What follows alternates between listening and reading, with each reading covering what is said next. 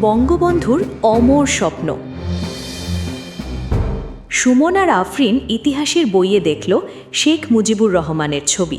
সেই মানুষটির কণ্ঠে উচ্চারিত হয়েছিল স্বাধীনতার ঘোষণা।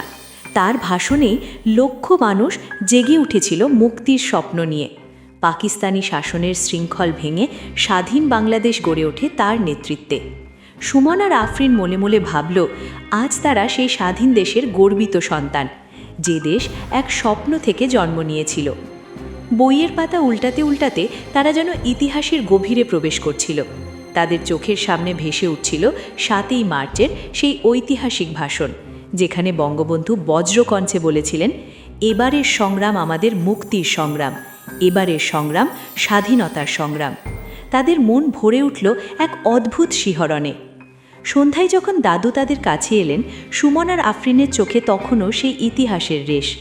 দাদু তাদের দিকে তাকিয়ে হাসলেন, কিরে, আজ বুঝি ইতিহাসের পাতায় হারিয়ে গিয়েছিলি? সুমন দাদুকে বলল, দাদু, আমরা আজ বঙ্গবন্ধুর কথা পড়ছিলাম, ভাবছিলাম কি অসাধারণ একজন মানুষ ছিলেন তিনি। তার এক ডাকেই তো দেশ স্বাধীন হয়ে গেল। দাদুর চোখে তখন স্মৃতির ঝলক। আফরিন যোগ করল, হ্যাঁ দাদু, তার স্বপ্নটা ছিল অনেক বড়, একটা স্বাধীন দেশ যেখানে সবাই সুখে থাকবে, শান্তিতে থাকবে। তার চোখে ছিল জানার তীব্র আগ্রহ। দাদু হাসলেন আর বললেন, ঠিক বলেছিস মা, বঙ্গবন্ধু শুধু একটি দেশ স্বাধীন করেননি, তিনি একটি জাতির আত্মপরিচয় আর মর্যাদার স্বপ্ন দেখেছিলেন। সেই স্বপ্ন ছিল বলেই আমরা মাথা উঁচু করে দাঁড়াতে পেরেছি।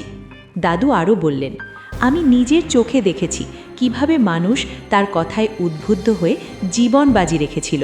সেই সময়টা ছিল একদিকে যেমন ভয়ঙ্কর, তেমনি অন্যদিকে ছিল অদম্য সাহসের এক ইতিহাস।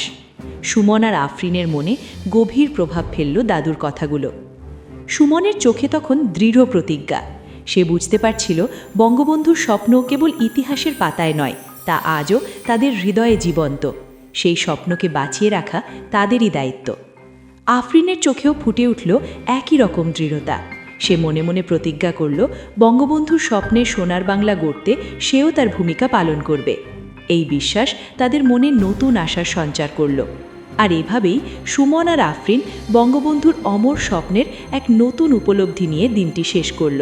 তারা জানত, স্বপ্ন তাদের ভবিষ্যতের পথচলায় পাথেয় হয়ে থাকবে একটি উন্নত ও সমৃদ্ধ বাংলাদেশের দিকে।